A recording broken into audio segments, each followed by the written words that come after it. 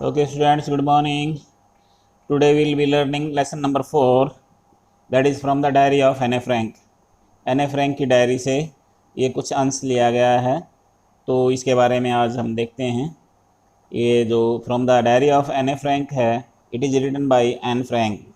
Before you read, Anneliese Mary Anne Frank, 12 June 1929 to February March 1945। जो एनालिज Mary एने Frank है, ये 12 June 1929 से लेकर मार्च 1945 तक जीवित रही। She was a German born Jewish girl. ये जो एने फ्रैंक थी, ये जर्मन में पैदा हुई एक यहूदी गर्ल थी, यहूदी लड़की थी।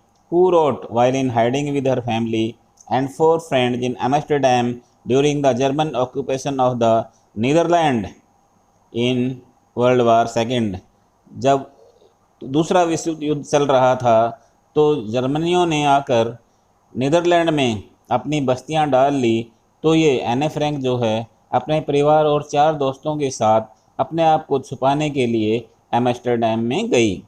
हर family had move to Amsterdam after the Nazis gained power in Germany.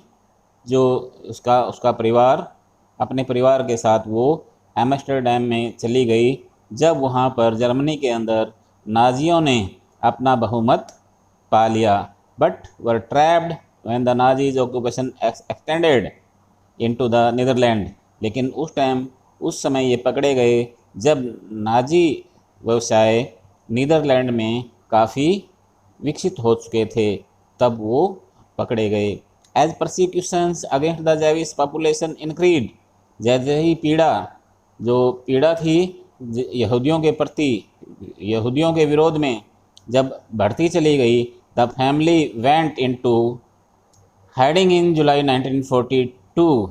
तो ये परिवार अपने आप को छुपाने के लिए 1942 ईस्वी में in hidden rooms in her father Otto Frank's office building. इसके पिताजी, जिनका नाम ऑटो फ्रैंक था, अपने कार्यालय की इमारत के अंदर, अपने कमरों में अपने परिवार छुपाने के लिए ये जुलाई 1942 में चली गई थी। दोबारा देखो इसको। The family went into hiding in July 1942 in hidden rooms. छुपे हुए कमरों में अपने परिवार को छुपाने के लिए ये अपने पिताजी के कार्यालय की इमारत में जुलाई 1942 के अंदर अपने आप को छुपाने के लिए चले गए।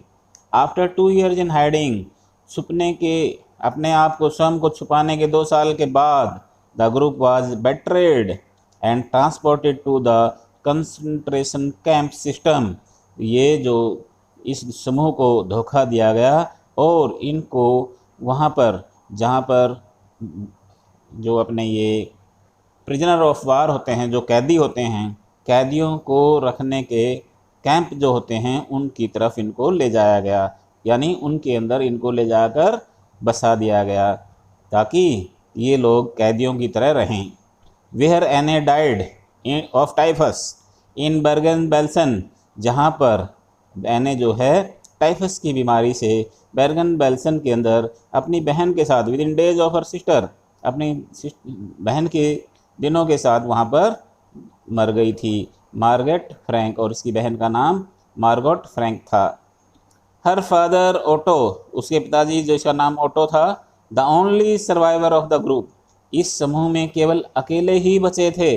Return to Amsterdam after the war ended. जब दूसरा विश्व युद्ध खत्म हो गया, फिर दोबारा से ये एम्स्टरडैम में आ गए। To find that her diary had been saved. ये देखने के लिए कि उसकी जो डायरी थी वो सुरक्षित थी। Convinced that it was a unique record. ये सोचते हुए कि ये जो ये रिकॉर्ड है, ये लेखा जोखा है, बहुत ही शानदार था। He took action to have it published in English under the name of the diary of a young girl.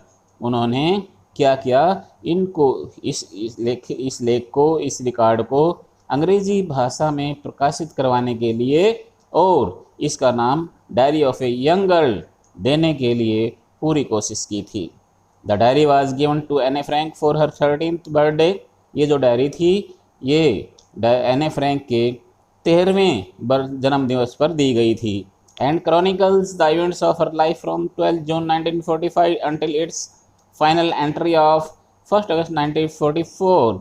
और इसके अंदर 12 जून 1942 से लेकर 1 अगस्त 1944 तक की सारी घटनाओं का उल्लेख किया गया था, यानी इन सारी घटनाओं को लिखा गया था। It was eventually translated from its final it was translated eventually translated from its original Dutch. और इसको बाद में इनकी जो अपनी भाषा डच के अंदर ट्रांसलेट किया गया था इनटू मैनी लैंग्वेजेस। ये डच भाषा में लिखी हुई थी, लेकिन इसको बहुत सारी भाषाओं में ट्रांसलेट किया गया, लिखा गया। And became one of the world's most widely read books. और संसार की सबसे ज़्यादा पढ़ने वाली किताबों में से ये एक हो गई थी। There have only been several films. यहाँ पर बहुत सारी फिल्में थी। Television and theatrical public productions, बहुत सारे टेलीविज़न और थिएट्रिकल उत्पादन भी थे। एंड इवन एन ओपेरा, और यहाँ तक कि वहाँ पर अपने लोकल भाषा में नाटक जो खेले गए थे वो भी थे बेस्ड ऑन द डायरी। ये सभी के सभी डायरी के ऊपर आधारित थे। Described as the work of a mature and insightful mind. एक बहुत ही मैच्योर और एक अच्छे दिमाग के काम की व्याख्या करते हुए the diary provides N intimate examination of daily life. तो ये जो डायरी थी ये वहाँ पर हर रोज़ अपने जीवन में जो भी हो रहा था उसके लिए ये उसका यानी घनिष्ठ एक परीक्षा फल था।